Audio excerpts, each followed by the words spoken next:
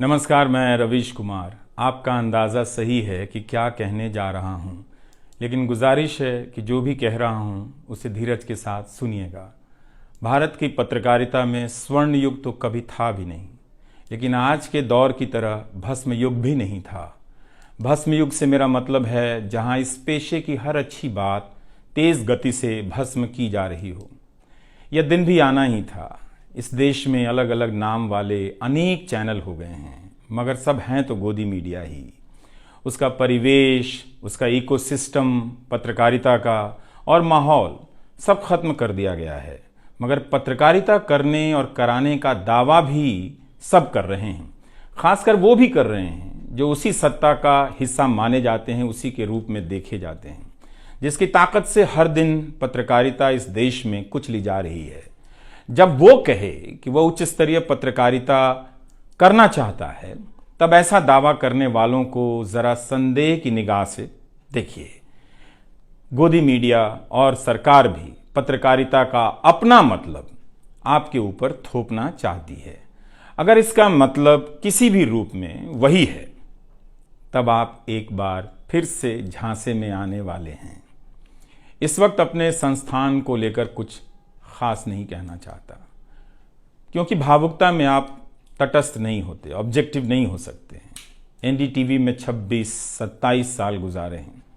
इतनी लंबी यात्रा के अपने उतार चढ़ाव भी हैं। अनेक साथी, वरिष्ठ, कनिष्ठ सब शामिल हैं। कितने लोगों ने साथ दिया है। इन अनुभवों के बारे में कभी भी वस्तुनिष्ठ तरीके से नहीं बोला जा सकता, और आज के दिन तो बिल्कुल नहीं, क्योंकि कई बार तथ्यों के साथ भावनाएं मिल जाती हैं और भावनाओं के तूफान में बहुत सारे तथ्य छूट जाते हैं। बेहतर है कि इसे संक्षिप्त ही रहने दिया जाए। जो आदरणीय शख्स हैं उन्हें मैं याद कर ही रहा हूँ।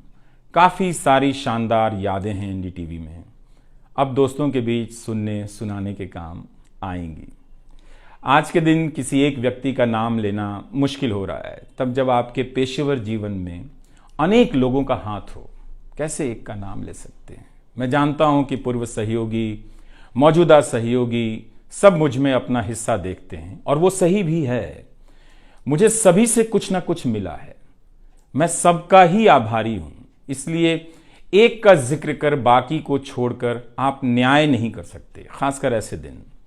वैसे भी इस वक्त तो हर चेहरा ही अच्छा नजर आ रहा है, क्योंकि सबने मेरे अनुभवों को, मेरे जीवन को समृद्ध किया है।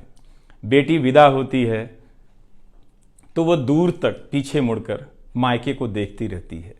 मैं इसी स्थिति में हूँ। अभी मुड़कर देख लेने दीजिए, फिर कभी विस्तार से एनडीटीवी की बात करूँगा, लोगों के बारे में और एनडीटीवी के बारे में, डॉक्टर रॉय, राधिका रॉय के बारे में भी। मैं कई लोगों की प्रतिक्रियाएं पढ़ रहा था। बहुत सी बातें तो मुझे आज ही पता चली। हैरानी हुई कि हर किसी के पास एनडीटीवी का एक अलग ही किस्सा है।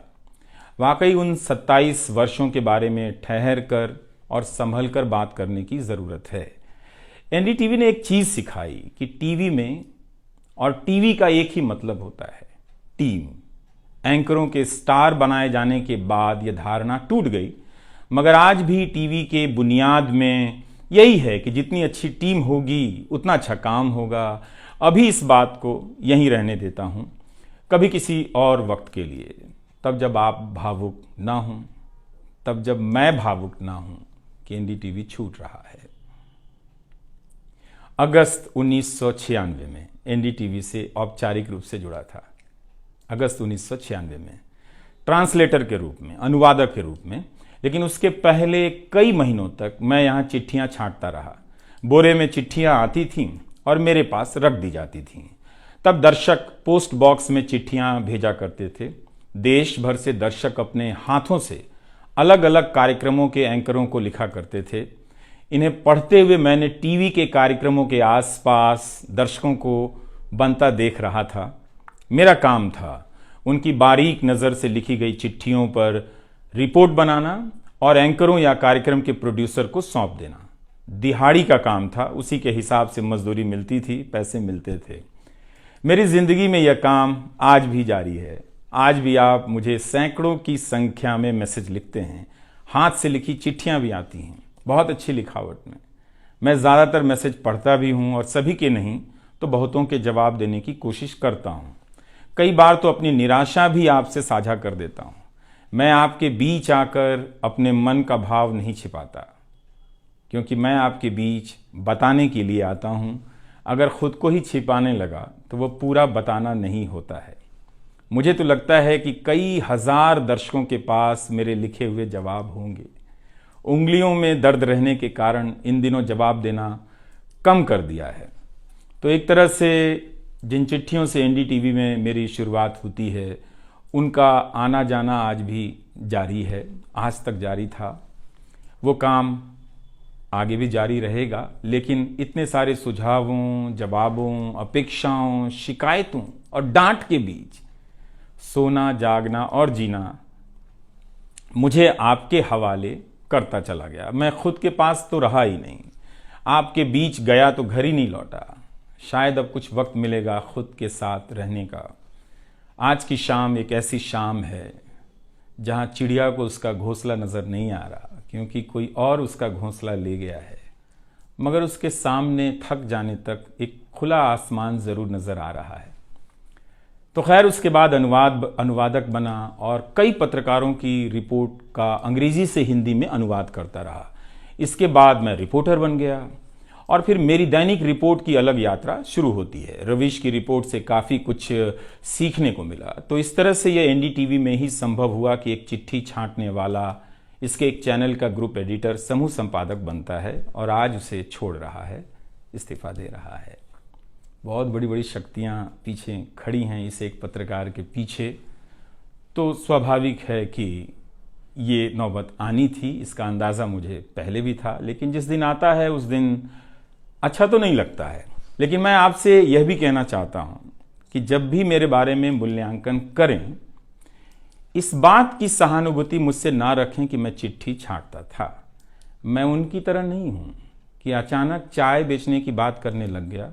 उतर रहा हूं जहाज से, बात कर रहा हूं चाय बेचने की। सहानुभूति के लिए या फिर अपने संघर्ष को महान बताने के लिए मैं ऐसा नहीं करना चाहता।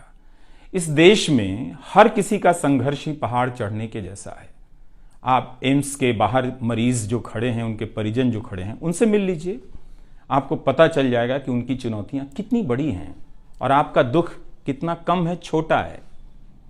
लेकिन आज के दिन मैं आप सभी के बीच दर्शकों की बात करना चाहता हूं। इस दौर में कुर्सी पर बैठे किरदारों को टूटते हुए देखा, सबने देखा।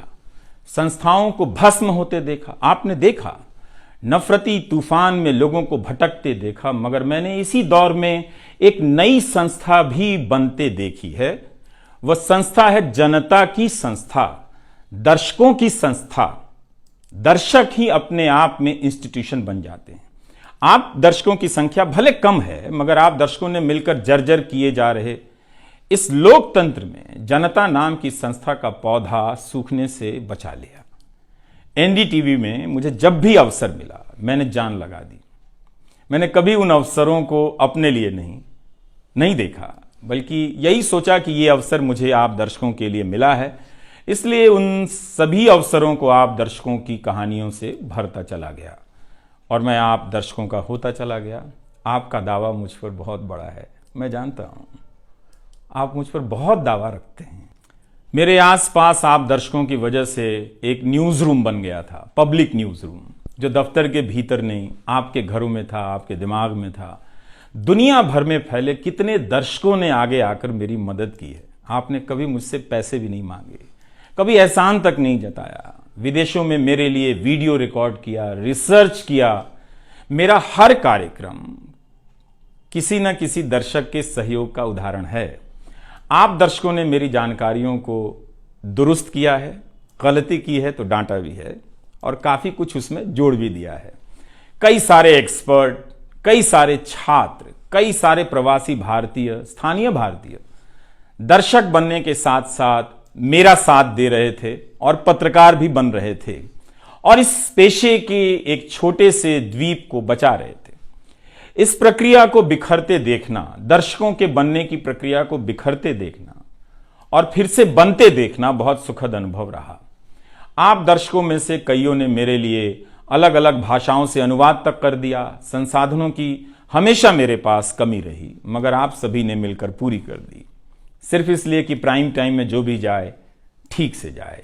वो मेरा नहीं, आपका प्राइम टाइम था। कभी खराब शो कर दिया तो आपने अपनी निराशा बताने में कोई संकोच नहीं की। आप वाकई लाजवाब हैं। दर्शक ही मेरे नियमित संपादक हैं, निरंतर संपादक हैं आप दर्शक मेरे। मैं अक्सर कहता हूं कि एक पेड़ में कई बारिशों का पानी होता है। आपके जैसे दर्शकों के होने में ही किसी रवीश कुमार का होना है। आप हर मौसम में बरसात बनकर आ जाते हैं, सूखते पेड़ों को हरा करने आ जाते हैं। आज आपकी बदौलत यूट्यूब पर, ट्विटर पर कितने ही पत्रकार खड़े हो गए। आप उन सभी के पीछे खड़े हैं। आज कई वेबसाइट हैं जिन्हें आप सब्सक्रिप्शन के बहाने आर्थिक मदद देते हैं।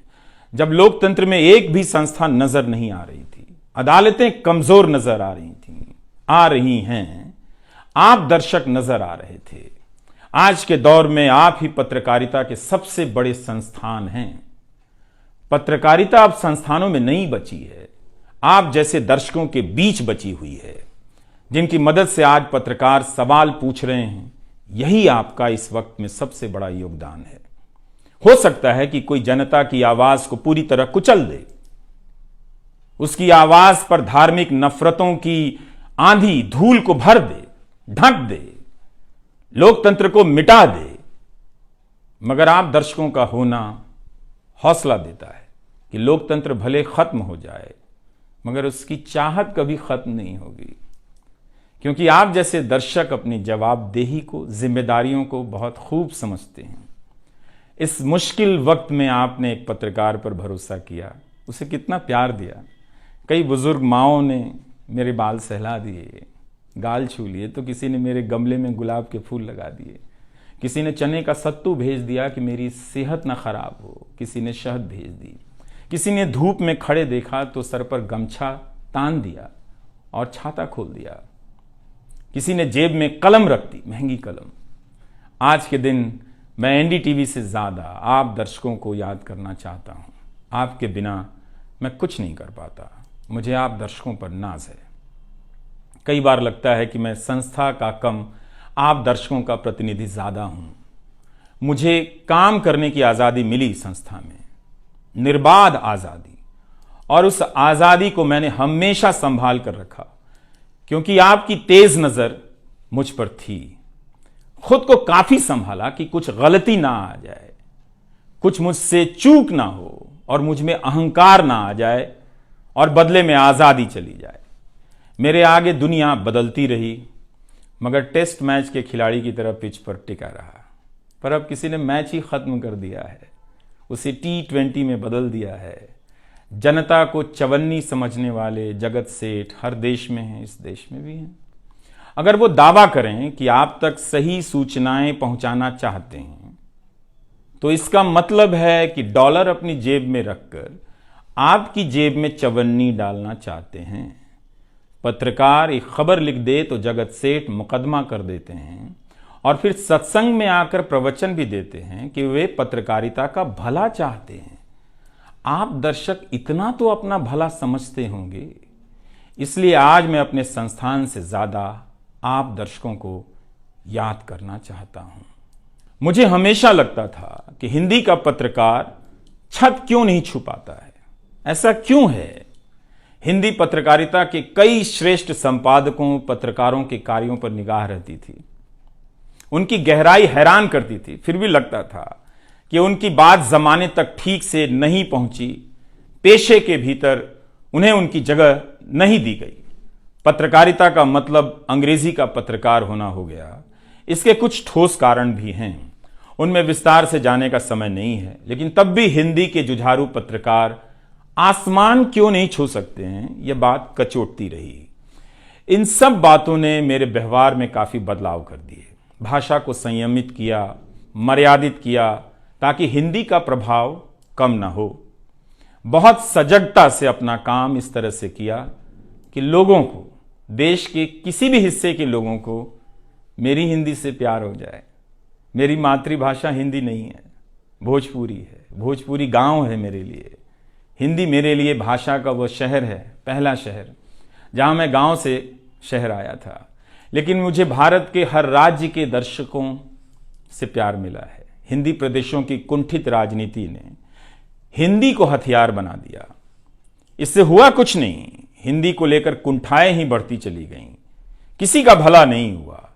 मैं उन सभी गैर हिंदी भाषी पत्रकारों, सामाजिक कार्यकर्ताओं, विद्वानों का शुक्रिया अदा करना चाहता हूं, जिन्होंने मेरी हिंदी को समृद्ध किया, जिन्होंने मेरे लिखे हुए का अपनी भाषा में अनुवाद किया और अपनी भाषा में लिखी हुई जानकारियों का मेरे लिए अनुवाद कर दिया मुफ्त में।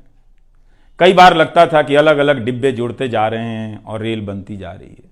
उर्दू, मलयालम, तमिल, कन्नड़ा, पंजाबी, गुजराती, मारवाड़ी, बंगाली, मराठी भाषा के पत्रकारों ने कितना कुछ जोड़ा है। यह बात कहीं हिंदी बनाम अंग्रेजी की तरफ ना मुड़ जाए, इसलिए कहना जरूरी है कि अंग्रेजी भाषा में लिखने वाले विद्वानों और पत्रकारों ने मेरी खुलकर मदद की है, मेरे साथ बराबरी का व्यवहार किया। जो नहीं कर सके, ऐसे हैं, उनका क्या हिसाब करना, उनका क्या रोना, मगर जो बराबरी के साथ पेश आते रहे, उनका आभार व्यक्त करना चाहिए। उन सभी ने अपना श्रेष्ठ मुझसे साझा किया, किताबें दी, अवसर बताए, मेरे लेख का अनुवाद तक कर दिया, ज्यादा लोगों तक पहुंचा दिया। मेरे जीवन में इतिहास के मेरे शिक्षकों का बहुत योगदान है। मेरे शिक्षक मेरी जान है। मैं चाहता हूं कि आप मेरे जरिए मेरे पीछे खड़े अनगिनत लोगों के बारे में जानें, उन्हें भी देखें। और दोस्तों को कौन भूल सकता है, बहुत अच्छे अच्छे दोस्त मिले, कम मिले लेकिन मिले। आप जनता के बीच जाने के तमाम अवसर मेरे लिए बहुत खास हैं। तमाम आंदोलनों को कवर करने गया, आपके बीच जाते ही जो चीज खास नजर आती थी वो है एक पत्रकार के प्रति आपका विश्वास, आपकी समझ। आप लोगों से मैं घिर जाता था। आपके भीतर कितना कुछ बहने लग जाता था, जिसे एक राज्य को सुनना चाहिए, जिसे सुनाने के लिए पत्रकार से अच्छा कोई जरिया नहीं। मुझे आपके बीच आकर हमेशा लगा कि आप सरकार को कैसे देखते हैं, और मैं उस नजर से सरकार को देखने लगा। इसी का भरोसा है कि आपकी सक्रियता में ही भारत का लोकतंत्र धड़कता है। शाहीन बाग और किसान आंदोलन की जिद में मुझे सूरज की रोशनी दिखाई देती है। आपको जनता बनते हुए देखा है। मेरा विश्वास गहरा होता चला है कि तंत्र भले खत्म हो जाए, लेकिन जनता के बीच जन बचा हुआ है। एक दिन यही जन आज से बेहतर तंत्र बना लेगा। आज कुछ लोगों को यकीन हो गया है कि सारा तंत्र उनके कब्जे में है। अब जन का कोई मोल नहीं। मीडिया को खत्म कर विपक्ष और जनता को खत्म किया जा चुका है। ऐसा सही भी है, मगर यही शाश्वत नहीं है। एक ना एक दिन जब लोग अपनी नफरतों से जर्जर हो जाएंगे, उनकी नफरतें उनके शरीर से दरकने लग जाएंगी, तब उन्हें किसी नई जमीन की तलाश होगी, किसी पत्रकार की याद आएगी। नफरत की गुलामी से बाहर आने का रास्ता आप ही बनाएंगे, आपको ही बनाना है। एनडीटीवी में मैंने लिखना, बोलना सीखा, दिखना सीखा, अच्छे कपड़े पहनना सीखा, टाई पहननी सीखी। बस केवल डांस नहीं आया, क्योंकि काम से वक्त ही नहीं मिला। आप सीख लीजिएगा। आज के दिन मैं अपनी महिला सहयोगियों को खास तौर से याद करना चाहता हूं। काम के प्रति ईमानदारी, टिक कर काम करना और पेशे की नैतिकता की समझ मुझे अपनी महिला सहयोगियों से मिली है, और मैंने उनसे चुरा भी ली है। उनसे मेरी सामाजिक और नैतिक समझ बहुत बेहतर हुई। मेरी इस यात्रा में बहुत सी समझदार औरतें और लड़कियों के अनुभव शामिल हैं। मेरी जीवन साथी का भी, मेरी बेटियों का भी, मेरे सास ससुर ने बहुत साथ दिया ताकि मैं बाहर जाकर रिपोर्ट कर सकूं। मेरी माँ, मेरी भाभी, मेरे परिवार के सदस्यों ने भी ठठेरे की तरह सब ने पीट पीट कर पीतल से बर्तन बना दिया। यह मैं इसलिए भी रेखांकित कर रहा हूं कि पत्रकारिता के पेशे में मर्द ही नहीं, मर्दवादियों का कब्जा है। उनकी आक्रामकता के बीच कई बार दम घुटता था। इतनी आक्रामकता के बीच आप रचनात्मक हो ही नहीं सकते, संवेदनशीलता आ ही नहीं सकती। इस पेशे में तमाम महिला सहयोगियों ने मुझे मर्दों की आक्रामकता से बचा लिया। अगर आप इस पेशे में आ रहे हैं, विद्यार्थी हैं, तो हमेशा अपनी महिला सहयोगियों के साथ सलीके से पेश आइए, उनकी काबिलियत को स्वीकार कीजिए, तारीफ कीजिए। प्राइम टाइम के वक्त अक्सर कहा करता था, मुझे काम करने दो, 9 बजे ही बजते हैं। सुबह उठते ही मेरे दिमाग में रात के 9 बजने लग जाते थे। मैं टाइप करने लग जाता था, रोज़ 5000, 6000, 7000 शब्दों की टाइपिंग। अब शायद 9 ना बजे, प्राइम टाइम ना हो। मुझे पता नहीं था, पता नहीं है कि अब 9 बजे क्या करूँगा। मुझे टीवी से बहुत प्यार है, इस माध्यम से दिल लग गया था, शायद इसी वजह से दिल टूट रहा है। वो लाल माइक याद आता रहेगा। अब वो लाल माइक नहीं होगा। मैं जानता हूं कि आप दर्शकों की आदतों में मैं शामिल हो गया हूं। आप काफ़ी तकलीफ़ में थे कि मेरा क्या होगा, मैं क्या करूंगा, मैं प्राइम टाइम क्यों नहीं कर रहा हूं। मुझे लगा कि चुपचाप किनारे हो जाना चाहिए। धीरे धीरे मेरे नहीं होने की आदत आपको डाल देनी चाहिए। इसलिए कई दिनों से प्राइम टाइम नहीं कर रहा था, ताकि आप मुझे कुछ भूल सकें। मगर आप हैं, मानते ही नहीं। हर रात 9 बजे के बाद मैसेज करने लग जाते हैं कि कहाँ हो, बीमार तो नहीं हो, सब ठीक तो है, एनडीटीवी में क्या चल रहा है, आप अच्छे हैं। तो भारत का मीडिया स्पेस बदल चुका है। उन हजारों युवाओं की सोचिए जो पढ़ाई पत्रकारिता की कर रहे हैं, लाखों रुपए लगा रहे हैं, मगर उन्हें काम दलाली का करना पड़ेगा, क्योंकि इसके लिए अब कोई सांस्थानिक जगह नहीं बची है। इसी के बीच जो आने वाले पत्रकार हैं, जो इस वक्त पत्रकार हैं, सभी को जूझना है। कोई घुट रहा है तो कोई इस पेशे को छोड़ रहा है। कई लोग कहते हैं कि नौकरी की मजबूरी के अलावा पत्रकार बनने की कोई दूसरी शर्त नजर नहीं आती, कोई उत्साह नहीं है। यहां तो जस्टिस तक कह रहे हैं कि जमानत देने पर जजों को टारगेट किए जाने का डर लगता है। जब जज को ही डर लगता है, तब फिर इस दौर में यह बोलना भी गुनाह है कि मुझे डर नहीं लगता है। एक डरा हुआ पत्रकार मरा हुआ नागरिक पैदा करता है। इसलिए बोला कीजिए कि हमें डर नहीं लगता है। आप उस देश के नागरिक हैं जिसने नंगे पांव ब्रिटिश साम्राज्य को घुटने पर झुका दिया। कोई कारण नहीं कि मैं आप पर भरोसा ना करूं कि एक दिन आप गोदी मीडिया की इस गुलामी से बाहर आएंगे। आप हमेशा इस गुलामी में नहीं रह सकते। इसकी गुलामी से आपको लड़ना ही पड़ेगा। यह सबकी लड़ाई है। इस लड़ाई के बिना आप दुनिया में सर उठाकर नहीं चल सकते। आपकी यही पहचान होगी कि आजाद देश के गोदी मीडिया के गुलाम हैं। इसके खतरे की गंभीरता को समझिए। कानून की आड़ में अब अधिकार कुचले जा रहे हैं, अभिव्यक्तियों को रौंदा जा रहा है ताकि सारे अवैध काम वैध नजर आए। इस समय मेरे रास्ते निश्चित नहीं हैं, निश्चित हैं तो सिर्फ हौसला है। उसका भी क्या भरोसा, कभी आसमान में होता है, कभी पाताल में। एक YouTube चैनल बनाया है रवीश कुमार ऑफिशियल, और फेसबुक पेज भी है रवीश का पेज। इसे सब्सक्राइब कीजिएगा। अब मैं YouTube पर ही नज़र आऊँगा, एनडीटीवी इंडिया पर नहीं। किसी संस्था के साथ मर्यादाएं बहुत अलग होती हैं, फ्रीलांस और आज़ाद जीवन की अलग। लेकिन इस बार परिवार के साथ थोड़ा वक्त बिताना चाहता हूँ, जीना चाहता हूँ। मैंने इस्तीफ़ा दे दिया है। नमस्कार, मैं रवीश कुमार अब आपको उस चैनल पर सुनाई नहीं देगा। नमस्कार, मैं रवीश कुमार।